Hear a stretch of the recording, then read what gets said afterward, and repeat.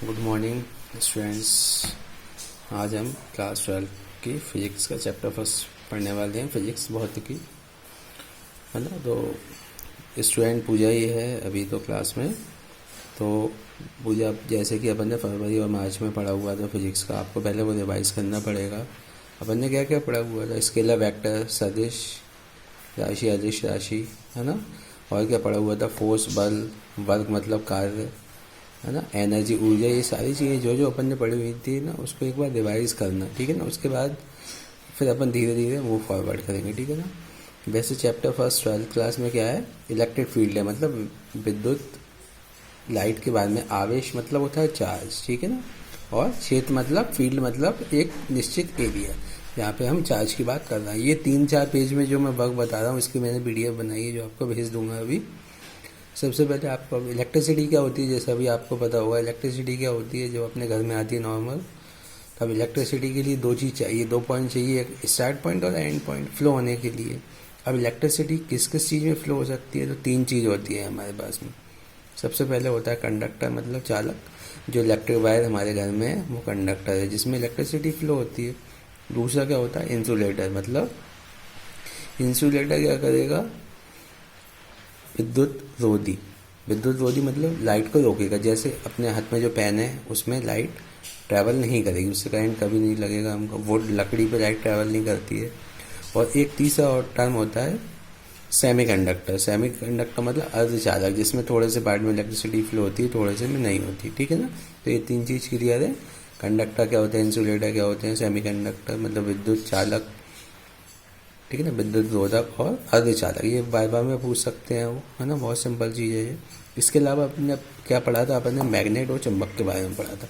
Magnet की क्या property होती है, क्या विशेषता होती है? वो अपनी तरफ लोहे की चीज़ को आकर्षित करती है, ठीक है ना। और मैग्नेट में मैंने क्या बताया था? 2 पोल होते हैं, 2 कोण होते हैं, नॉर्थ पोल और साउथ पोल। तो मैग्नेट के हम दोनों पोल जब हम साथ में लेके आते हैं, नॉर्थ और नॉर्थ लेके आएंगे, तो क्या होगा? रिपेल होंगे। रिपेल का मतलब क्या बताया था? पीछे हट जाते हैं।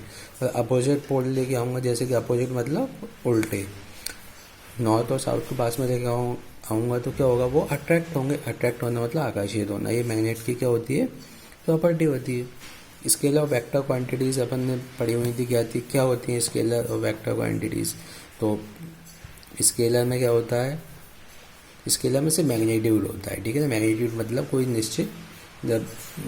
निश्चित परिमाप, है ना। और वेक्टर में क्या होता है? मैग्नीट्यूड भी होता है और डायरेक्शन भी होता है, ठीक है ना। ये सिंपल चीज़ें थी, है ना। इसके बाद अपन नेक्स्ट चलते हैं चार्ज। अब चार्ज क्या होता है? चार्ज अपन ने वैसे भी एटम पढ़ा हुआ था। एटम पे अपन को मालूम है क्या होते हैं? न्यूट्रॉन होते हैं, इलेक्ट्रॉन और प्रोटॉन, 3 चीज़ होती है। इलेक्ट्रॉन पे हम नेगेटिव चार्ज मान के चलते हैं, और प्रोटॉन पे कौन सा चार्ज होता है? पॉजिटिव। और न्यूट्रॉन जो होता है हमारा इलेक्ट्रिकली न्यूट्रल होता है, ठीक है ना।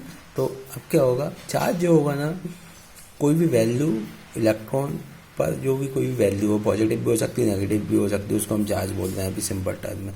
स्मॉल क्यू से उसको दर्शाएंगे, ठीक है ना, स्मॉल क्यू। इसकी कुछ प्रॉपर्टीज़ होती हैं। क्या होती है प्रॉपर्टीज? सबसे पहले जो चार्ज होता है ना, वो ना ही कभी कम हो सकता है, ना भी कभी ज़्यादा हो सकता है, इसे कंजर्व हो सकता है। जैसे हमने ऊर्जा का क्या नियम पढ़ा है? ऊर्जा को ना हम बना सकते हैं ना बिगाड़ सकते हैं, सिर्फ एक फॉर्म से दूसरे फॉर्म में ट्रांसफ़र कर सकते हैं। उसी तरीके से चार्ज को ना ही हम बना सकते हैं ना ही बिगाड़ सकते हैं, सिर्फ ट्रांसफ़र कर सकते हैं, ठीक है ना। तो चार्ज पॉजिटिव भी होगा, नेगेटिव भी होगा। प्रोटॉन पे पॉजिटिव होता है, इलेक्ट्रॉन पे नेगेटिव होता है, सिंपल सा टर्म है, ठीक है ना। इसके अलावा क्वांटाइजेशन भी चार्ज का हो सकता है। क्वांटाइजेशन मतलब क्या होगा? मान लीजिए कोई फील्ड है, वहाँ पे अलग अलग पॉइंट्स हैं, तो वहाँ पे वो जो अलग अलग पॉइंट्स हैं ना, वो सब मिलके एक पर्टिकुलर पॉइंट पे आ जाएंगे, ठीक है ना, जिसको हम क्वांटाइजेशन ऑफ चार्ज बोलते हैं।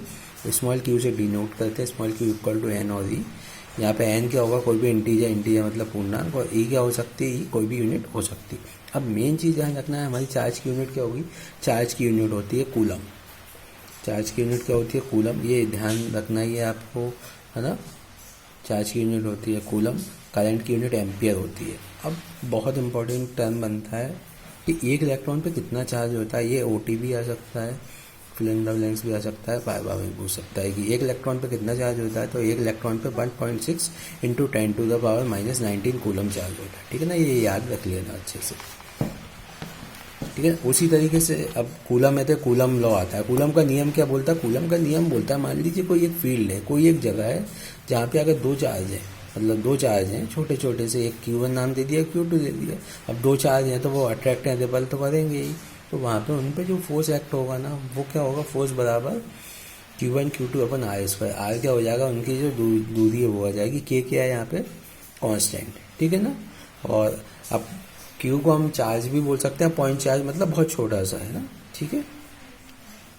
उसी तरीके से नेक्स्ट जो टर्म है electric field. Electric field, electric मतलब विद्युत और फील्ड मतलब क्षेत्र। इलेक्ट्रिक फील्ड का क्या क्षेत्र होगा? तो इसका फॉर्मूला क्या होगा? 1/4π/0 Q/r², ठीक है ना। ये अभी आप इतना टर्म याद रखिए, इलेक्ट्रिक फील्ड ये होती है।